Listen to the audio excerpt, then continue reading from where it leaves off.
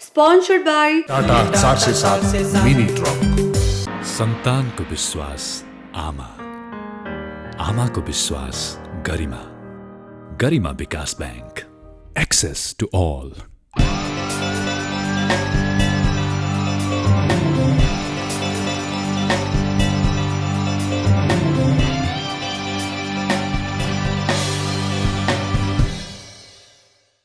दर्शकवृन्द नमस्कार, यो AB news खबरको संकेत हो। आईसीआईडी को प्रस्तुति डेभलपमेन्ट फोरमको आजको अङ्कमा तपाईलाई स्वागत छ। म करिश्मा कार्की।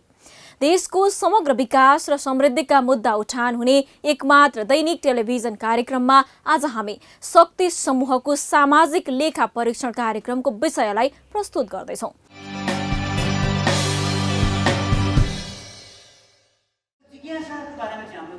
शक्ति समूहको आर्थिक वर्ष 2076-77 को सामाजिक लेखा परीक्षण सम्पन्न भएको छ। काठमाडौँ धुम्बाराहीमा रहेको स्मार्ट क्याफेमा भएको उक्त साधारण सभामा बुढा नीलकण्ठ नगरपालिका वडा नम्बर 9 की कार्यवाहक अध्यक्ष सुमित्रा पाण्डे र काठमाडौँ महानगरपालिका वडा नम्बर 7 की सदस्य निर्मला पुडासैनी लगायतका जनप्रतिनिधिहरूको उपस्थितिमा भएको थियो। उक्त कार्यक्रमको अध्यक्षता समूहकी अध्यक्ष चरिमाया तामाङले गर्नु भएको थियो। कार्यकारी निर्देशक बालकुमारी दर्लामीले कार्यक्रमका समूहको प्रगति विवरण प्रस्तुत गर्नु भएको थियो। जीविकोपार्जन र क्षमता विकास रहेको छ, जसमध्ये समूह गठन, परिचालन, अन्तर्क्रिया र अभिमुखी कार्यक्रम, सडक नाटक प्रदर्शन र वृत्तचित्र प्रदर्शन जुन संस्थाले गरेको लक्ष्य सङ्ख्या र उपलब्धि यस प्रकारको रहेको छ। घटेको कार्यक्रम रहेको छ 600 पटक थियो भने 585 जना चाहिँ 85वटा सम्पन्न भएको छ, जसमध्ये 585 परिवारको सहभागिता रहेको छ। विद्यालय सञ्चालन विद्यालय सचेतना कार्यक्रममा 40 पटक थियो भने 28 पटक गरिएको सम्पन्न भएका छ भने 921 जनाको सहभागी रहेका थिए। मानव बेचबिखन को सचेतनामूलक एउटा खेलको माध्यमबाट चाहिँ बालबालिकालाई सचेत गराउने उद्देश्य राखिएको थियो। सचेतनामूलक कार्यक्रम कक्षा सञ्चालन रहेको थियो। 160 बैठक सम्पन्न गर्नुपर्ने थियो, लक्ष्य थियो भने 160 नै सम्पन्न भएको थियो। त्यसैमा सहभागी हुनुहुन्छ 3200 जनाको सहभागी रहनु भएको थियो। सुरक्षित वैदेशिक रोजगारको विषयमा थियो भने 1500 जनामा पुग्नुपर्ने थियो भने 1001 जनामा सहभागी रहेको छ। 3675 जनाले पटक सहभागी लिनु भएको छ। सहयोग गर्नुपर्ने थियो भने 252 जना पुग्नु भएको छ। त्यसै गरी मनोविमर्श सेवामा 241 जना लक्षित थियो भने 252 जनालाई सेवा प्राप्त भएको छ। आफू कसरी सुरक्षित हुन सकिन्छ भनेर यो आत्मरक्षा तालिम दिएको थियो। 14वटा मानव बेचबिखनको थियो भने 29 जना चाहिँ अन्य मुद्दाहरू दर्ता भएको छ। अन्य सङ्घ संस्थामा सिफारिस रहेको 48 जना सिफारिस गरेका छौँ, यो चाहिँ बालकहरू रहेको छ। त्यसै गरी यो चाहिँ कानुनी अभिमुखी कार्यक्रमको विषयमा रहेको छ झलक। त्यसै गरी यो आत्मरक्षा तालिमहरू क्षमता अभिवृद्धि अन्तर्गत सम्पन्न गरेका क्रियाकलापहरू समुदायमा आधारित समूहसँग तालिम रहेको छ। 10 पटक थियो भने 5 पटक सम्पन्न भएका छ, 5वटा, जसमा 75 जनाको सहभागी रहेको थियो। र युवा परिचालन यो चाहिँ सिन्धुपाल्चोक र नुवाकोटमा हामीले वाइसे भनेर चाहिँ परिचालन गर्ने गरेका छौँ। वाइसे युवा परिचालनको संभागमाहरूमा नेतृत्व सम्बन्धी तालिम तथा तालिम भनेका छौँ। 180 जना हुनुपर्ने थियो भने 188 जना नै सहभागी रहनु भएको छ। बेचबिखनबाट प्रभावितहरूको लागि घुम्ती कोष भनेर 2 पटक थियो, 2 पटकै सम्पन्न भएको छ। यस वर्षको मुख्य उपलब्धि भन्नुपर्दा पार्लियामेन्ट प्रोटोकल सरकारद्वारा अनुमोदन गरेको छ।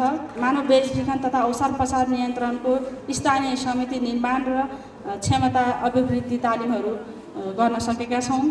कार्यक्रममा सामाजिक लेखा परीक्षण संस्थाका लेखा अधिकृत सिद्धार्थ ओझाले आर्थिक विवरण प्रस्तुत गर्नु भएको थियो। यो निकाय र यो परियोजनाको लागि सहयोग प्राप्त गरेका छौँ, जसमा नेपाल सरकारबाट चौतारामा रहेको रिहेबिलिटेसन सेन्टरको लागि चाहिँ कन्स्ट्रक्सनको लागि हामीलाई सहयोग प्राप्त भएको छ। गएको आबमा प्राप्त भएको सहयोग चाहिँ यो आबसम्म पनि कन्टिन्युटी छ र कन्स्ट्रक्सनको काम पनि सुचारू रूपले चलिरहेको छ। त्यसपछि अर्को नेपालगञ्जमा रहेको परियोजना सुरक्षाको लागि चाहिँ क्यारिटास इन्डियाबाट सहयोग प्राप्त भएको थियो, स्काइफको मार्फत, स्कटल्यान्ड क्याथोलिक एसोसिएसनको मार्फतबाट। अनि अर्को सहयोग भनेको हामीलाई रेस्क्यु र रिपाट्रिएसनको लागि लुङटा प्रोजेक्टबाट प्राप्त भएको थियो गएको आर्थिक वर्षमा, र साथै लुङटा प्रोजेक्टबाट इमर्जेन्सी रिलिफ फुड डिस्ट्रिब्युसनको लागि पनि हामीलाई चाहिँ सहयोग प्राप्त भएको थियो। जस्तो गभर्मेन्ट अफ नेपालबाट यो कन्स्ट्रक्सनको लागि प्राप्त रकम थियो र चाइल्ड होप युके, विन्डक इन्टरनेसनल र फ्रिडम फन्डमा पनि हामीले पाएको हामीसँग भएको एग्रिमेन्टको अनुसारको बेग्ला बेग्लै प्रोजेक्टको हिसाबले सेपरेटली देखाएको छौँ र त्यसरी नै फाइनेन्सियल वित्त विवरणमा पनि पेश गरेका छौँ। त्यसरी नै विन्डक इन्टरनेसनलबाट 32,22,927 प्राप्त भएको हो, खर्च 32,50,951 र फ्रिडम फन्डबाट 30,91,479 र खर्च भएको 39,76,723 रुपियाँ र इमर्जेन्सी रिलिफ सपोर्टको लागि प्राप्त रकम 5,05,610 हो र गएको आबमा हामीले 2,75,290 रुपियाँ खर्च गरेका थियौँ र कोभिड सिचुएसन चाहिँ गएको आबबाट यो आबसम्म फैलिएकोले यो आबमा चाहिँ बाँकी रहेको रकम, यो अनुदान प्राप्त रकम चाहिँ खर्च भएको छ डिस्ट्रिब्युसनको लागि। फ्री अगल परियोजना अन्तर्गत 19,96,475 रुपियाँ प्राप्त भएकोमा यसमा खर्च अलि बढी देख्न सक्नुहुन्छ, 40,20,830। कारण के हो भने यो परियोजना सुरु भएको मे जुन अघिल्लो आब लाग्नुभन्दा अलिकति अगाडि भएकोले बाँकी रहेको रकम चाहिँ यो अहिले प्रस्तुत भइरहेको आबको विवरणभन्दा अघिल्लो आबबाट प्राप्त रहेको ब्यालेन्सबाट कभर गरिएको छ। त्यसपछि कार्यक्रममा प्रहरी सही सिके अधिकारीले आफ्नो धारणा राख्नुभयो। सबै विकृतिहरू उन्मूलन हुन नसकेको अवस्था, न्यूनीकरणमा पुगेको अवस्था छ। यसमा केही शक्ति समूहबाट र अन्य महिला समूह सम्बन्धी काम गर्ने संस्थाहरूको सहयोगमा हामीले होटल रेस्टुरेन्टहरूमा पुगेर उद्धार गर्ने काम र त्यसलाई सहजीकरण कसरी व्यवस्थित गर्ने भन्ने विषयमा छलफल गरेर कानुनी प्रक्रियामा जानुपर्ने अवस्थामा मानवीय काममा मुद्दा चलाउनु पर्ने, जबरजस्ती करणी उद्योगहरू भए, जबरजस्ती करणी यस्ता खाले मुद्दाहरू धेरै आउने र त्यहाँ सेक्टरमा यौन शोषणमा परेका घटनाहरू बाहिर नआउने, साउथभित्र रेस्टुरेन्टमै मिल्ने र स्वइच्छाले हिँड्ने यस्ता प्रकारका धेरै कुरा हुनु र प्रहरीले निवेदन नआइकन आफै खोज्न जाने अवस्था सिर्जना नभएको हुँदा यो शक्ति समूहबाट केही त आएको छ, तर धेरै हामीसँग कोर्डिनेट भएको अवस्था मैले त्यति पाएको छैन। हाम्रो बसपार क्षेत्रमा मात्र लक्षित गरेर भन्न खोजेँ मैले, हाम्रो नयाँ बसपार क्षेत्रमा अलिक बढी देखिएको र त्यो विकृतिहरूको लागि ग्राहककै रूपमा गएर हाम्रो शक्ति समूहको भोलिन्टियर साथीहरू गएर हेरिदिनु भयो भने अझै हामीलाई सजिलो हुन्थ्यो। कार्यक्रममा आफ्नो अनुभव सुनाउँदै शक्ति समूहबाट सेवा लिएका सेवाग्राही, म पहिला तालिम त्यसमा एकदम महत्त्वपूर्ण आग्रह एकदम भएको चाहिँ कस्तो भने अगाडि गएर समाजमा गएर बोल्नु नसक्थ्यो भने त्यसमा गएर आनन्दले कार्यक्रम पनि चलाउन सकेर त्यसमा चाहिँ निर्धरका साथले सबैले चिन्नु पनि एउटा मौका पायो, त्यसको लागि धेरै धेरै धन्यवाद। हजुर, यदि शक्ति समूह नभएको भए म अहिले यहाँसम्म आएर बोल्न सक्ने थिइनँ। म यहाँ बसेर यस शक्ति समूहमा बसेर मलाई एकदम धेरै आत्मबल बढेको छ, जसले गर्दाखेरि चाहिँ म जस्तो परिस्थितिमा भए पनि म अगाडि गएर बोल्न सक्ने भएकी छु। त्यसको साथसाथै मलाई ह्यान्डिक्राफ्टको ट्रेनिङमा सहभागी हुन दिनुभएको छ। जब म शक्ति समूहमा आएँ त्यसपछि मेरो आत्मविश्वास बढेको छ र मैले जीवनमा के गर्न सक्छु भनेर क्षमता पनि बढाएको छु। शक्ति समूहले यहाँ बस्दाखेरि मैले विभिन्न सेवाहरू लिएको छु। उहाँहरूले मलाई पढाइको निरन्तरताको लागि सहयोग गरिरहनु भएको छ र साथै लकडाउनको समयमा पनि उहाँहरूले समय मिलाएर हामीलाई विभिन्न खाले ट्रेनिङहरू दिनुहुन्छ। शक्ति समूहले जति पनि हामीलाई अहिलेसम्म गर्नुभएको छ एकदमै खुसी छु र हामीलाई सपोर्ट पनि भएको छ होइन। त्यसमा पनि अब समस्याहरू पनि छन् अनि म केही समस्याहरू पनि भन्न चाहन्छु। अघिको फ्याक्ट एन्सर पनि आएन जस्तो लाग्यो मलाई। अनि जुन शक्ति समूहले गर्नुभएको हरेक अब बहिनीहरूले पनि भन्नुभयो त्यो त यथावत छँदैछ होइन। तर एउटा समस्या चाहिँ म के भन्न चाहन्छु भने म चाहिँ एउटा पार्लरको तालिम लिइरहेको छु शक्ति समूहमा होइन। अनि त्यसमा चाहिँ समस्याहरू चाहिँ अब जस्तो अब पार्लरमा सामानहरू चाहिएको हुन्छ ठ्याक्क टाइममा चाहिँ हामीले सामान नपाउँदाखेरि त्यसको चाहिँ अलिकति समस्या भयो। अनि अर्को कुरा भनेको चाहिँ अब म आफैले पनि होइन शक्तिसम्म आबद्ध भइसकेपछि म पनि एउटा मलाई उत्साह जागेको छ। म पनि पछि गएर यस्तै मान्छेलाई सहयोग गर्छु होइन, आबद्धमा परेकोहरूलाई हेल्प गर्छु भन्ने। अनि यसै सिलसिलामा मैले मेरो गाउँमा पनि यस्तै एउटा बहिनीलाई चाहिँ समस्या परेर चाहिँ आफैले पनि ल्याएर शक्तिसम्ममा आबद्ध गराएको छु होइन। तर उहाँको लागि चाहिँ अब अहिले ट्रेनिङहरू त भइरहेछ। अनि तर पढाइको कुरा गर्दाखेरि चाहिँ अब शक्तिसम्मले चाहिँ अहिले बजेट छैन भन्नुभयो। त्यसमा पनि समस्या किनभने हामीलाई चाहिएको बेलामा पाइएन होइन। त्यो पनि हेरिदिनु होला भन्न चाहन्छु। यसै गरी अन्य क्रियाकलाप अनुसारै हामीले चाहिँ अन्य अरू सञ्चालित गरेर चाहिँ यो जस्तै पार्लर छ हाम्रो लागि अहिले एउटा हामी चाहिँ गङ्गुबुबाट आएको हो। अहिले चाहिँ हाम्रो पार्लरको लागि म अन्य अरू क्रियाकलापको लागि अनि हामीले पाऊँ भन्ने म चाहिँ त्यही भन्न चाहन्छु। कार्यक्रममा उपस्थित विभिन्न संस्थाका अतिथिहरूले धारणा राख्नु भएको थियो। सङ्घ संस्थाहरूको पारदर्शिताको लागि चाहिँ एकदमै महत्त्वपूर्ण छ र राज्यबाट त यो मेन्डेटरीको रूपमा एउटा अनिवार्य उसको रूपमा पनि राखिएको छ र यसले गर्दाखेरि संस्थाले वर्षभरि गरिरहेको विभिन्न क्रियाकलापको बारेमा जानकारी, त्यो क्रियाकलापहरू कति प्रभावकारी भयो, कति भनौँ न कति बजेट आएको थियो त्यो सरकारवालाले पनि थाहा पाउन्। किनकि प्रायः जसो यो थाहा हुँदैन के होइन। सो कति बजेट उहाँहरूले कुन कार्यक्रमको लागि कोसँग कति बजेट लिएको थियो, कुन कामको लागि लिएको थियो, अनि त्यसले उहाँले जुन प्रयोग गर्नुभएको छ त्यो चाहिँ उसको सदुपयोग भयो कि भएन। त्यसले गर्दाखेरि सबै जुन सेवाग्राही भनौँ न सदस्य सरोकारवालासँग पनि उहाँको समन्वय र सहकार्य कस्तो थियो, सम्पूर्ण सरोकारवालाको लागि जानकारी जुन गराउनेको रूपमा यो सामाजिक परीक्षण जुन आज शक्ति समूहले गरेको छ यो वास्तवमा चाहिँ एकदमै सराहनीय छ। शक्ति समूह बेचबिखन प्रभावित महिलाहरूको विश्वको पहिलो संस्था हो। यसले मानव बेचबिखन विरुद्धका लागि नेपालमा मात्र होइन विश्वव्यापी रूपमै पहलकामी कदम उठाइरहेको छ। शक्ति समूहकै स्थापना भएकै सालबाट महिला तथा बालबालिका बेचबिखन विरुद्धको सहकर्मी समूह नेपाल एट्विनको जन्म भयो। 1998 देखि निरन्तर रूपमा 2 दशकदेखि यसलाई एडभोकेसी गर्दैछ यो नेटवर्कले। शक्ति समूह आफैमा 2 दशक 2.5 दशकदेखि यसले काम गरिरहेको अवस्था छ भने अहिले एट्विन शक्ति समूह लगायतका अभियानकर्ताहरूकै पहलमा अहिले बेचबिखन प्रभावितहरूको सञ्जाल समेत गठन भइसकेको छ, राष्ट्रिय सञ्जाल, जहाँ चाहिँ पुरुष प्रभावितहरूको पनि उपस्थितिलाई यसमा सुनिश्चितता गरिएको छ।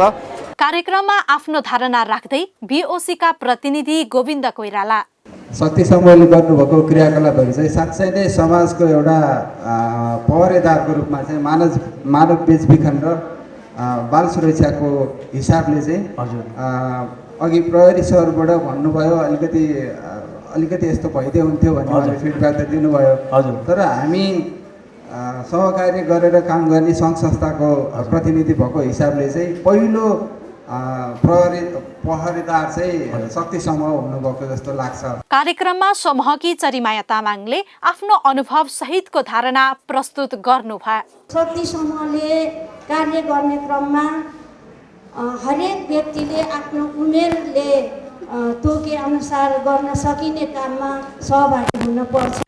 तर काम गर्ने दौरानमा कार्यथलोमा कुनै पनि व्यक्ति श्रमको शोषणमा नपरोस् र अन्य विभिन्न यौनजन्य हिंसामा नपरोस् भन्नेको खातिर काम गर्ने क्रममा हामी उहाँहरूसँग जुटेका छौँ र यसरी कार्य गर्ने क्रममा प्राय गरी हामी प्रहरी नेपाली प्रशासनको सहयोगमा हामीले समस्यामा पर्न लागेको र परिसकेको अवस्थाको बहिनी भाइहरूको सन्दर्भमा चाहिँ हामी उद्धारको कार्य पनि अगाडि बढाउने र कति दिदीबहिनी चाहिँ हाम्रो शक्ति सूचना स्रोत केन्द्र छ गङ्गोबुमा र पोखरामा, त्यहाँ पनि हाम्रो दिदीबहिनीहरू आइपुग्नुहुन्छ र त्यहाँ आइपुग्ने क्रममा प्राय सबैजना सबै केसलाई चाहिँ हामी सम्बोधन गर्न सक्ने अवस्था छैन र यहाँ उठेको थियो शिक्षा सहयोगको लागि चाहिँ संस्थाले अझ पहल गरिदियोस् भन्ने सुझाव आएको छ। त्यसमा हामीले पढाउनै पर्ने र पढाउन सकिने अवस्थामा हामी पहल गरिराखेको पनि छ र भोलि पनि गर्नेछ र त्यो सँगसँगै हाम्रो शक्ति समूहको काम भनेको चाहिँ सवाललाई पहिचान गर्ने र सम्बन्धित निकायसँग सहकार्य गरेर हामी कार्य अगाडि बढाउँछौँ। बहिनीहरू जुन स्थानमा हुनुहुन्छ र उहाँहरूको आफ्नो स्थायी स्थानसम्म हामी पुग्न सक्यो भने चाहिँ बहिनीहरू साँच्चै आफ्नो परिवार समुदायसम्म जान चाहनु भएको अवस्थामा त्यही स्थानीय तहमा पहल गरेर त्यहाँको विद्यालय त्यहाँको वडा कार्यालयसँग समन्वय गरेर बहिनीहरूलाई निरन्तर औपचारिक शिक्षाको क्रमलाई अगाडि बढाउनको लागि हामी पहल गरिरहेका छौँ र गर्ने पनि छौँ भन्न चाहे। बेचबिखनमा परेका महिलाहरूको पहलमा 2054 सालमा प्रभावित महिलाहरूको शक्तिको संगठनका नाममा स्थापना भएको समूह 2057 सालमा जिल्ला प्रशासन कार्यालय काठमाडौँमा दर्ता भएको थियो। Prevention, protection, capacity building, advocacy र लिगली रूपमा चाहिँ काम गरिरहेका छौँ भने यो वर्षभरि हामीले 14 वटा जिल्लामा सम्पन्न गरेका छौँ कार्यक्रमहरू र विस्तृत रूपमा हामीले संस्थाले गर्न सकेसम्मको डाटामा पनि हामीले रिपोर्टिङहरू प्रस्तुत गर्ने प्रयास गरेका थियौँ र जस्ताका तस्तै शक्ति समूहले बेजिङबाट प्रभावित र उच्च जोखिममा रहेका बालबालिकाहरूसँग गरेका क्रियाकलाप लगायतका सम्पूर्ण कुराहरू कामहरू चाहिँ लिपिमा हामीले ल्याउने प्रयास गरेका थियौँ। शक्ति समूहले विभिन्न परिस्थितिले पार गर्दै 24 वर्षको दौरानमा छ र 24 वर्षको दौरानमा आज हामीले 76-77 को आर्थिक वर्षको प्रगति विवरण पनि प्रस्तुत गर्यौं र आगामी यात्रालाई जोड्नु पर्दाखेरि सबैभन्दा पहिलो कुरो हामी जोसँग काम गर्छौं जहाँ जहाँ जुटेर काम गर्छौं त्यहाँबाट आएको सुझाव र दिएको निर्देशनलाई पनि हामीले लिएर जानुपर्छ र हाम्रो आफ्नो संस्थागत योजना पनि लिएर जानुपर्छ। यो भनिराख्दाखेरि शक्तिसम्म सबैभन्दा पहिलो हामी मानव बेचबिखन प्रभावितको संगठन हो र मानव बेचबिखन प्रभावित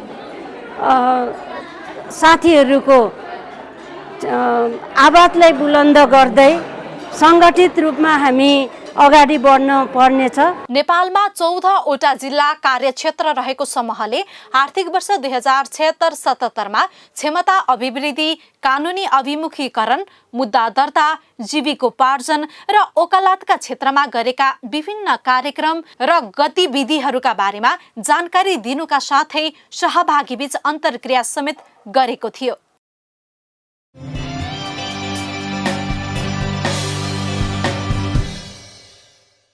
दर्शकवृन्द, शक्ति समूहको सामाजिक लेखा परीक्षणको विषयसँगै आइसिआइडीको प्रस्तुति डेभलपमेन्ट फोरमको आजको अङ्क यति नै।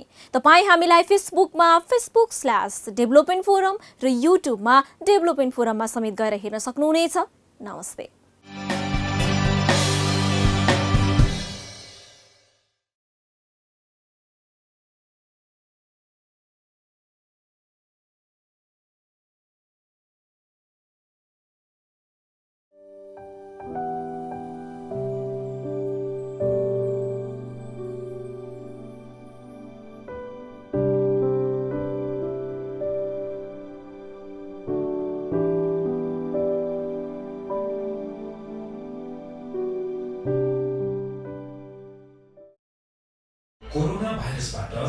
बस्ने उपायहरू। अनिवार्य मास्क प्रयोग गर्ने। कोरोना भाइरस तातोसँग कमजोर हुने हुँदा तातो पानी नियमित रूपमा पिउने। प्राय सूर्यको किरणमा रहने। खोक्दा वा हाछ्यौ गर्दा अन्य व्यक्तिभन्दा 3 मिटर टाढा रहने। कोरोना भाइरसको जीवाणु 12 घण्टाभन्दा बढी धातु सतहमा रहने हुँदा धातुको सतहहरू अर्थात् लतहरू, एस्केलेटल खण्डहरू आदिबाट टाढा रहने र सकेसम्म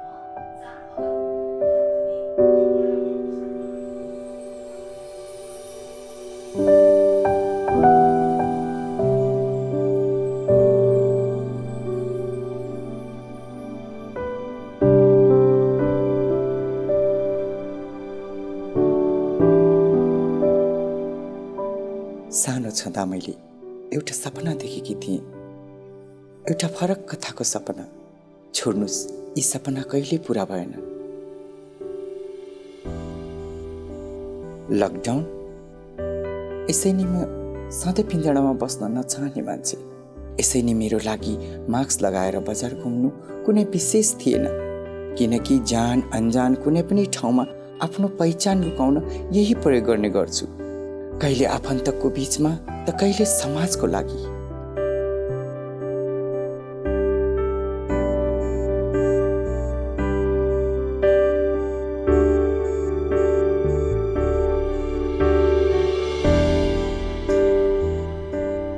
उनीहरू चाहन्थे उमेश घर फर्किआओस्, न कि उमिशा।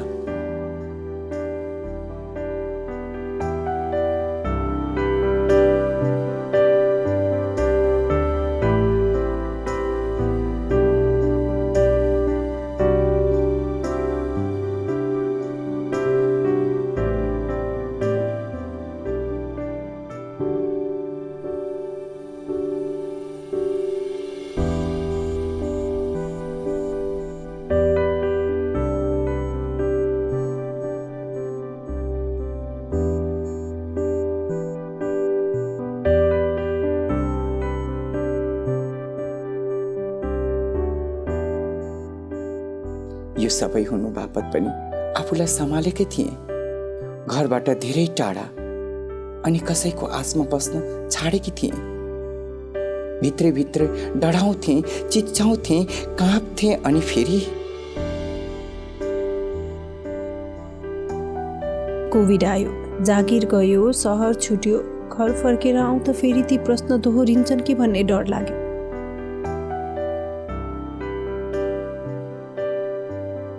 बिहे किन गर्दैनौ? भोज कहिले खुवाउँछौ? के तिमीलाई केटा मन पर्दैन? अब हाम्रो कुल खानदानको के हुन्छ? सवाल जवाफ, सवाल जवाफ।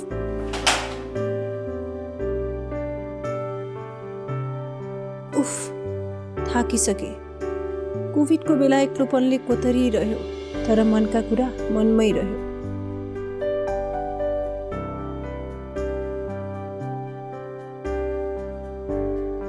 सोसियल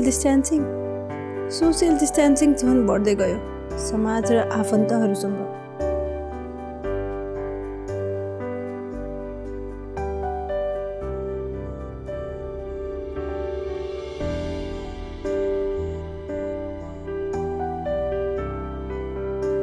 कोभिडभन्दा डर त तब लाग्यो जब हार्मोनको औषधि निरन्तरता दिन गाह्रो पर्यो अनि सुरु भयो पिरियड र पिरियड क्र्याम्प्स। यी चोटहरू त धेरै आनन्दमयी थिए जति आफ्नो शरीरको बनावट फरक हुँदै थियो अनि एक्लै रुन थाले, मनमा प्रश्नहरूले बिजाउन थाले। कोभिडले केही नसिकाए पनि मास्कको महत्त्व पक्कै सिकायो। आफ्नोपनको महसुस जनायो, एक्लोपनको पीडा बुझायो अनि फेरि त्यही पिजडाको भाव महसुस गरायो। बल्ल बल्ल उड्न खोजेको थिएँ, हाँस्न थालेको थिएँ।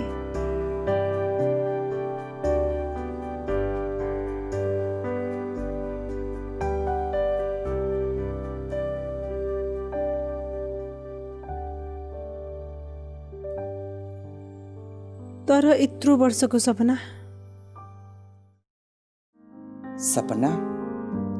सायद आफू जस्तै कसैलाई बुझ्नु, साथ दिनु।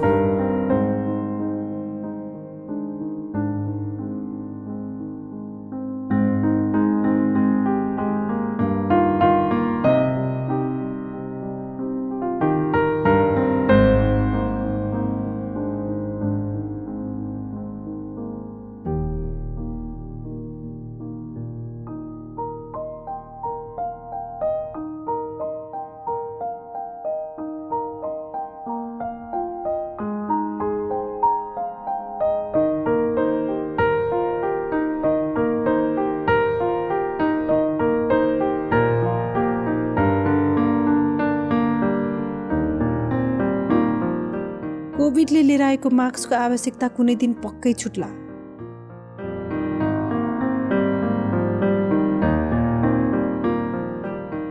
तर यो समाजमा हाम्रो मास्क बिनाको पहिचान